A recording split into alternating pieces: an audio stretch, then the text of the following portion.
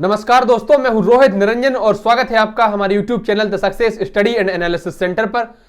तो प्यारे साथियों, आज के इस वीडियो में हम बात करने वाले हैं, एक बहुत महत्वपूर्ण सूचना है आप लोगों के लिए कि मध्य प्रदेश पुलिस कांस्टेबल की भर्ती का जिससे आपको इंतजार था, सबको इंतजार है। आज तारीख है 8 दिसंबर 2021 और परीक्षा की तारीख जो कैलेंडर में दे रखी है वो कब दे रखी है? 8 जनवरी 2022।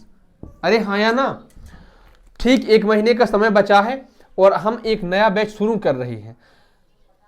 मन में मतभेद तो है कि परीक्षा होगी कि नहीं होगी भाई, क्योंकि आचार संहिता लग चुकी है, पंचायत चुनाव होने हैं मध्य प्रदेश में, इसमें परीक्षा होगी या नहीं होगी संशय है, कुछ भी नहीं कह सकते। माननीय प्रधानमंत्री जी ने भी कहा, सबने कहा कि आपदा को अवसर में बदलो, आपदा को अवसर में बदलो।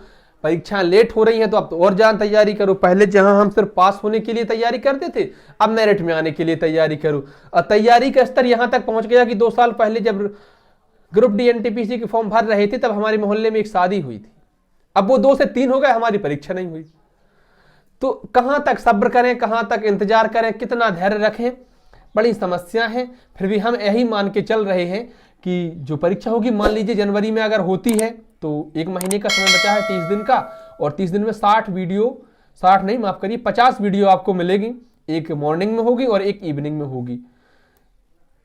बहुत सारी बातें हम आपको ऐसी बताएंगे कॉन्सेप्ट वाइज। आप जहां से पढ़ते हैं भाई, बुक से पढ़ते हैं, ऑनलाइन कोचिंग से पढ़ते हैं, ऑफलाइन कोचिंग से पढ़ते हैं, जहां से पढ़ते रहिए, लेकिन ये वीडियो भी आपको बहुत अधिक काम की होगी, इस बात की मैं गारंटी लेता हूं।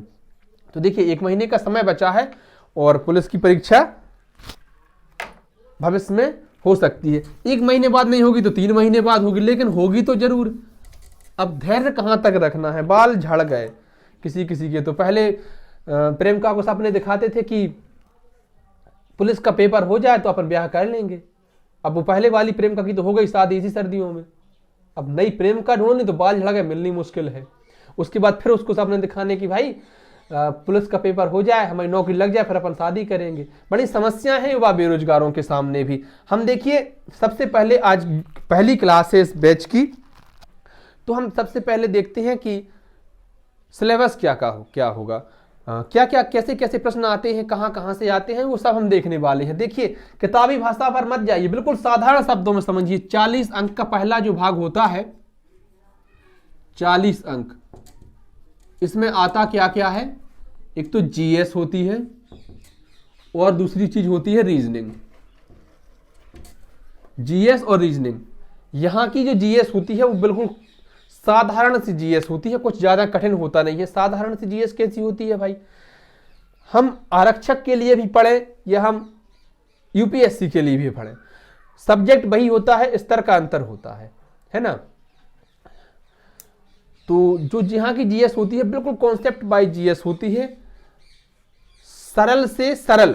10वीं पास वालों को आरक्षक पद के लिए योग्य माना जाता है। तो आप समझ लीजिए कि जो कोर्स होता है वो 12th स्टैंडर्ड लेवल तक का ही होता है। कैसे? जैसे यहां से हमसे पूछा जाएगा, विविध से बहुत ज्यादा प्रश्न बनेंगे। 1-2 प्रश्न इस पोर्शन में एमपीजी के भी आते हैं, ज्यादा भी हो सकते हैं, विविध के प्रश्न आते हैं। और जैसे इतिहास है तो इतिहास में ज्यादा गहराई से प्रश्न नहीं आते, बिल्कुल साधारण वही संविधान में होता है। ये नहीं कि आपसे यूपीएसआई की तरह या एसआई एमपीएसआई की तरह जो है क्या नाम उसका आईपीसी और सीआरपीसी पूछी जाए। बिल्कुल सरल सरल प्रश्न आते हैं, छोटे छोटे संविधान संशोधन जो कि बहुत ज्यादा प्रचलित हैं और बड़े आराम से हो भी जाते हैं, कोई ज्यादा दिक्कत की बात नहीं है। दूसरा जो 30 अंक का होता है, दूसरा भाग, इसमें होता है मैथ और रीजनिंग दोनों के ही प्रश्न होते हैं। मैथ और रीजनिंग दोनों के प्रश्न होते हैं और बिल्कुल सरल स्तर के, ज्यादा माथापच्ची करने की भी जरूरत नहीं होती है और ज्यादा दिमाग लगाने की भी जरूरत नहीं होती, बड़े आराम से बन जाते। लोगों के तो 30 में से 30 भी आते हैं भाई। इसलिए यह जो 2 भाग होते हैं, सिलेक्शन यही तय कर देते हैं कि हमारा होगा या नहीं होगा। पेपर सबमिट करने के बाद जिंदगी में कंप्यूटर की जो डिस्प्ले होगी वो क्या संदेश लाएगी? रिमझिम सी गुनगुनाएगी या प्यास अधूरी रह जाएगी? वो यही 70 अंक तय कर देते हैं, है ना। इसके बाद जो अब इसके टॉपिक में आपको बताऊं तो लगभग सभी टॉपिक से प्रश्न आते हैं, लेकिन बिल्कुल सरल स्तर के, बिल्कुल सरल लेवल के। तीसरा जो टॉपिक होता है उसमें होता है क्या, वो भी 30 अंक का होता है, और इसमें होता है एक तो सिंपल अर्थमेटिक या सामान्य गणित और साइंस। तो मेरे भाई तीसरा जो भाग होता है वो 30 अंक का होता है, साइंस और मैथ इसमें होता है, सिंपल अर्थमेटिक और साइंस। साइंस में भी बिल्कुल लगता है कठिन देखने से, लेकिन बिल्कुल सरल प्रश्न आते हैं, बहुत सामान्य लेवल के प्रश्न आते हैं। मैथ में भी यहाँ जो ये वाला मैथ होता है इससे थोड़ा ऊपर का होता है, इसमें थोड़ा स्तर अधिक होता है। 2-4 प्रश्न एमपीजी के भी आते हैं। ऑल ओवर देखें इसमें और इसमें मिला के 10 प्रश्न लगभग एमपीजी के से पूछ ली जाती है। एमपीजी के में भी क्या है कि फलाना जिला है वो किस संभाग में नहीं है, इनमें से फलाना जिला कौन से संभाग में है। जैसे 4 जिले दे रखे होंगे और पूछ लेंगे कौन सा जिला जो है वो ग्वालियर संभाग में नहीं है। यह सिंपल सा प्रश्न होगा। या फिर जैसे एमपी को नदियों का मायका कहा जाता है, तो बहुत सारी नदियां एमपी से निकलती हैं, पूछ लेते हैं भाई फलानी नदी किस जिले से निकलती है, कहाँ जाती है, कहाँ पर मिलती है, बंगाल की खाड़ी में जाती है कि भाई अरब सागर में जाती है कि कहाँ जाती है नदी। ऐसे ऐसे प्रश्न पूछ लिए जाते हैं। क्योंकि पर्यटन भी बहुत अच्छा है मध्य प्रदेश में, इसलिए पर्यटन स्थल से भी प्रश्न पूछ लिए जाते हैं। जैसे कि फलाना मंदिर कहाँ पर है, ये मस्जिद कहाँ है, प्रसिद्ध तीर्थ स्थल ये कहाँ है। तो ऐसे ऐसे प्रश्न बन जाते हैं जो कि नॉर्मल आराम से तैयारी हो जाती है। अब तुम मुझे गालियां दे रहे हो कि भाई तुमने सब कह दिया कि सब आसान आता है, सरल आता है, तो फिर सिलेक्शन क्यों नहीं हो पाता है। मेहनत ही नहीं करते, कहां से हो जाए सिलेक्शन। पढ़ते रहते हैं, पढ़ना जरूरी नहीं है, क्या पढ़ना चाहिए वो मुद्दे की बात होती है।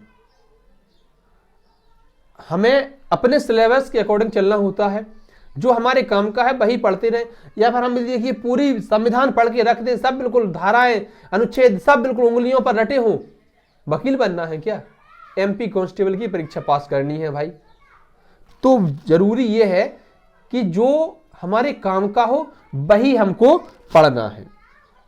यह बात हो गई सिलेबस की।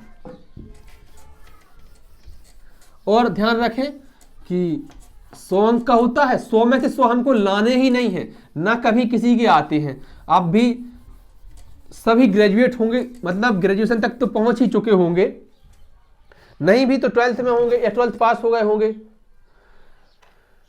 मन में एक चिंता यह भी रहती है कि भाई हमने पेपर जैसे ही खोला और हमने देखा कि शुरुआती 5 प्रश्न थे, 1 2 3 4 5, हमको पांचों ही नहीं आए। अब दिमाग खराब कि गुरु होगा क्या आगे, है ना। समस्याएं बढ़ गई, चिंता बढ़ गई, चिंता बढ़ी कि चिता की तैयारी शुरू हो गई। इसलिए घबराना बिल्कुल नहीं है, हमको पूरे 100 में से 100 प्रश्न सही करने ही नहीं है। आपको पता है क्या आप कभी 100% ला पाए अपने।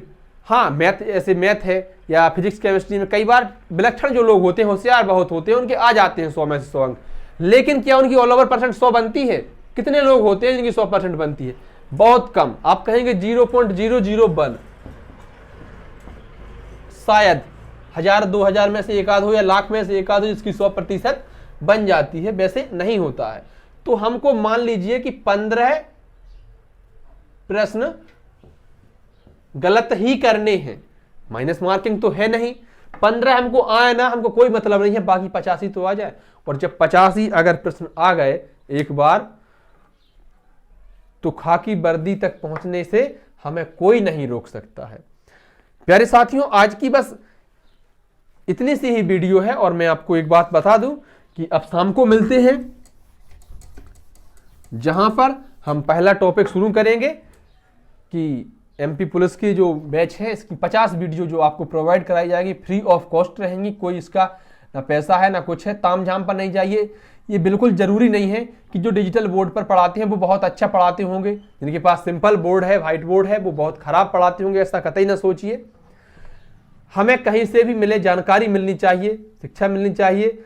और मैं उम्मीद करता हूं कि आपको बहुत कुछ इन 50 वीडियो में दे पाऊंगा। अगर आपके 70 अंक आपने तैयारी करी होगी कई अन्य जगहों से, तो मैं 80 करा के दूंगा, ये मेरा वादा है आपसे।